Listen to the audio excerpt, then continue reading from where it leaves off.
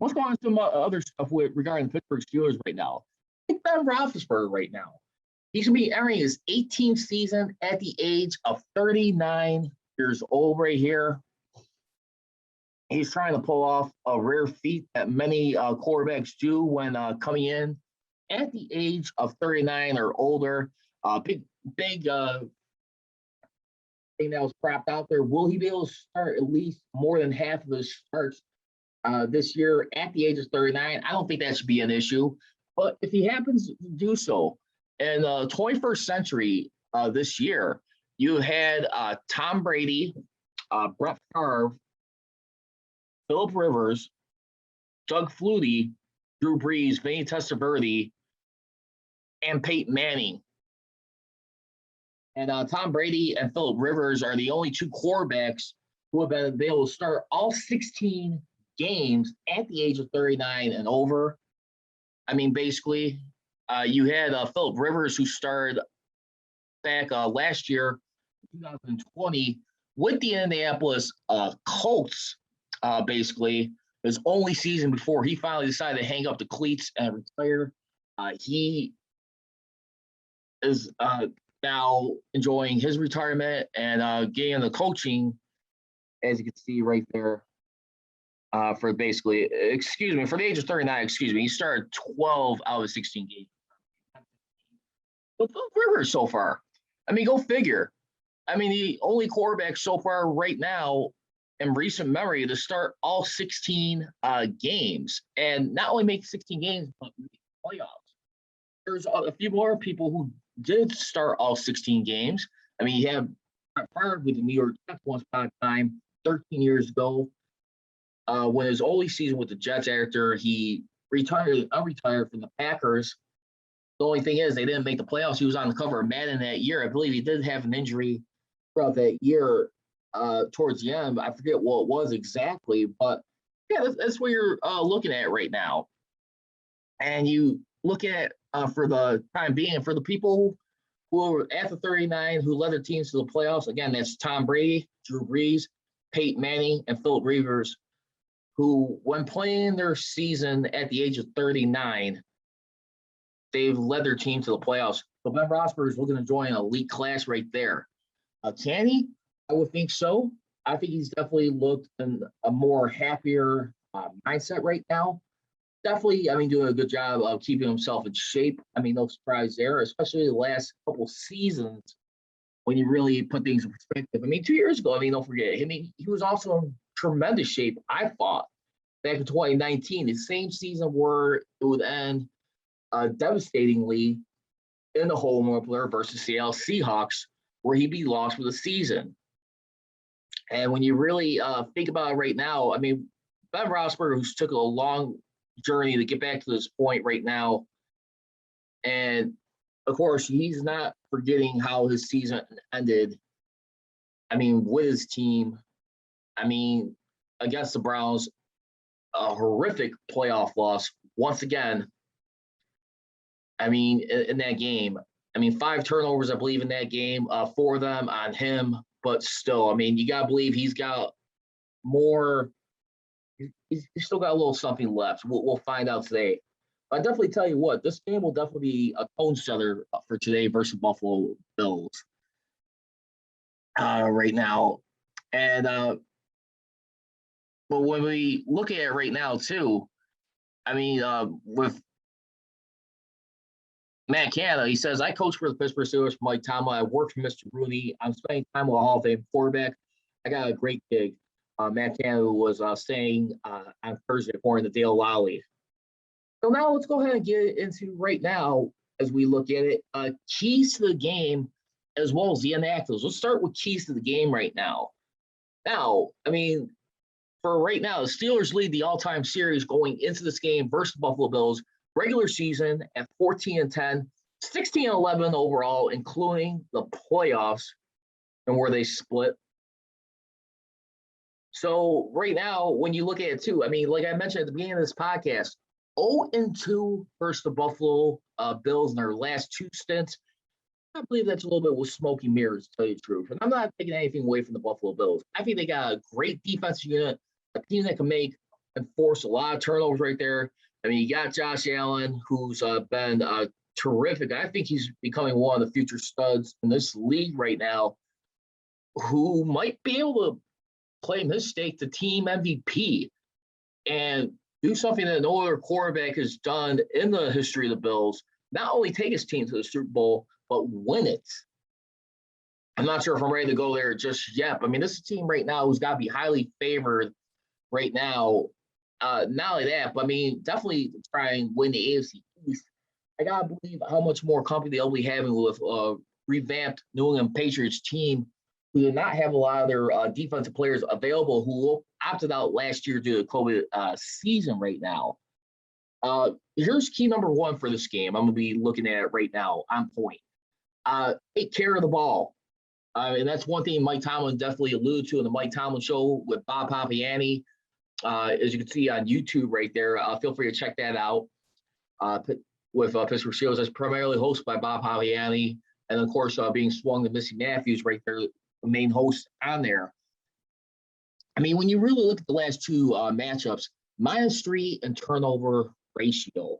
I mean, when you look at it, I mean, there were -3. I mean, in that Bills game back in 2019, where they turned over the ball 5 times, Bills only 2 times right there. I mean, if you could just take care of a little bit of those turnovers right there, it might be a little bit of a different outcome other Devin Hodges in that defense right there, who's trying to carry that team to the finish line, get into the playoffs. I think look at last year, turnover ratio was split.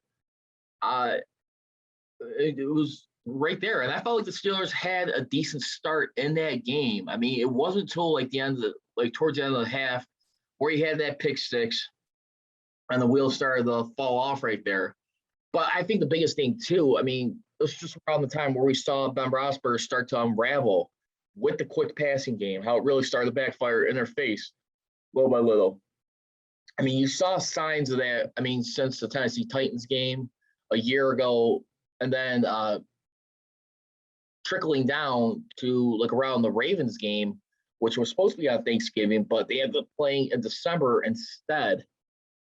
So I got to believe right now, if they can find a way to take care, minimize the turnovers, if come away with no turnovers in this game, real good shot to win this matchup here. Key number 2, and I really think this is going to be a real noticeable key, something that could be pivotal. Contain Josh Allen in the pocket, because we're in the age right now, of course, with mobile quarterbacks right now in today's game. And if they can find a way to keep him to under 50 yards, he is 6-2 when he has 50 yards or more yards gained on the ground, as you could imagine. I think right now, I mean, you look at last year too, under him, he has been a perfect 2-0 in those games. I mean, Josh Allen, for the most part, I mean, this is a guy right here who's wheeling and dealing right now. And this is like you got to believe the iron is hot right now, where they got to start to strike this thing right now with the Buffalo Bills if they try and get into it. I really got to believe right now when you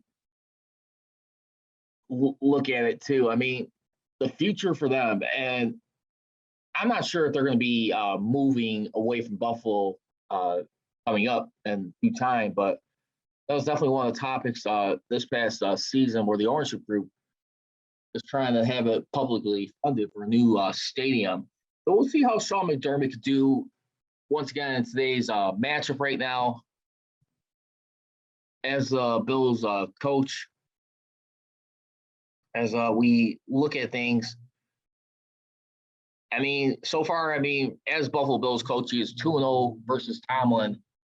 Those head-to-head matchups here.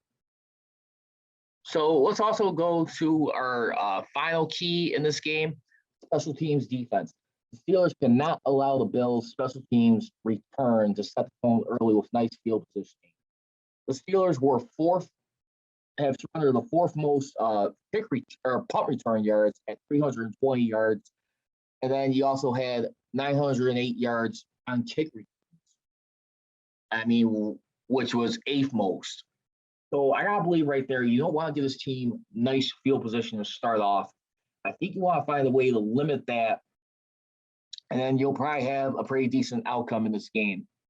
Let's get into some predictions real quick for this season. We look at it going into it right now. Steelers, we facing 8 playoff teams. They have the toughest strength of schedule in the league right now. And for the Steelers, 2021 season now. And I already went over, I did my predictions going into this game for this season as we look at it. And here's what I come out with. And for this year, I'm gonna give them 11 wins. I'm gonna go 11-6. But we have a little bit more issues, concerns with the offensive line right now. I mean, remember, Troops 4-4, he was one of the guys who was supposed to be slotted in at left tackle, but did not look all that well. They thought the belief was to switch him from right to the left side. And then, of course, you got Zach Banner hurt right now. I am not sure how he's going to be coming off his leg injury right now, returning. I mean, he started off the season on IR. I mean, you saw some nice shout-outs by him entering games a couple of years ago with his name being called, his jersey number. But I'm not really convinced on Zach Banner is like long-term for this offensive line. I'm just not. But as we look at the schedule right now, I'm going to go ahead and give the Steelers benefit of the doubt. I really believe if they could just keep their posture, I think they could open up a nice win in today's game. Start off the season 1-0. Then you got your home opener versus the Las Vegas Raiders. Give me a win in that one. Win versus the Bengals. First loss of the season, I will definitely say it's been a long time coming. Almost 11 years to see Aaron Rodgers and company with the Green Bay Packers. Gotta believe the Packers team, I don't care what anyone's saying right now, despite his frustrations he's had with Matt LaFleur, the front office, about trying to get his respect admired, and just for past Packers treatment, he's reunited with his receiver Randall Cobb. I'm going to definitely take an L for that one for them. And then you got the Denver Broncos the following week on October 10th in Heinz Field. Give me a victory over that one.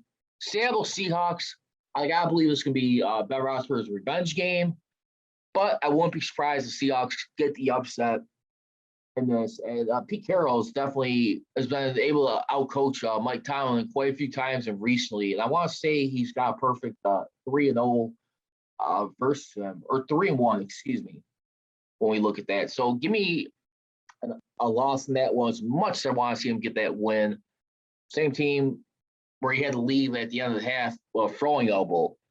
Then you'll go on the road against the Browns when they'll have their bye after that Seahawks game. Halloween, 0-1 right there. Monday night versus Chicago Bears, give me a win. Home versus Lions, win. On the road versus Chargers, win. I like the record against rookie quarterbacks. At the Bengals, I'm going to say that right now, they're going to sweep the Bengals this year. I don't think they're going to get a loss against them. That'll be on November 28th. On December 5th, versus the Ravens, give me a win. On the road against the Vikings in primetime, Kirk Cousins, give me a win. Loss versus Big Bud Dupree, Mr. Bud, when they face the Titans on December 19th. That'll be week number 15 right there. Give me a loss in that one. Loss on the road versus the Chiefs in Arrowhead Stadium, which can be a interesting game right there. You gotta believe the Chiefs will be still having something to play for, but still give me a loss. Then they'll get their revenge against the Browns on Monday Night Football, January 3rd. They decide not to flex that game. That's gonna be in Heinz Field. Give me a win right there. And then last but not least, on the road in Baltimore, 0-1 for 11-6 record. So Steelers team MVP prediction. I'm gonna go with Najee Harris. I think he's gonna be that first guy to have over 1,000 yards rushing. We haven't seen that in a long time since Le'Veon Bell. I believe he had over 1,200 yards in 2017 with some nice scrimmage yards. Add to that, over under sacks surrendered by the offensive line at 25. I'm gonna say give me at about 25. I can see 25 sacks being surrendered this year. Possibly. Or no, you know what? Let me take that back. Under. I'll say they'll give up about 20 sacks this year. So I think communication is definitely going to be huge. And that's going to be this for edition of the Master Podcast. We see you guys down the road more later on. And once again, you guys can follow me on social media, on Twitter at MassTLCJR, and on Instagram at MassTLCJR. I leave you. Here we go, Cyrus. Here we go. I got him. Hey, you blink, I'll cut your eyelids off. Don't you blink. I got you. Let's go.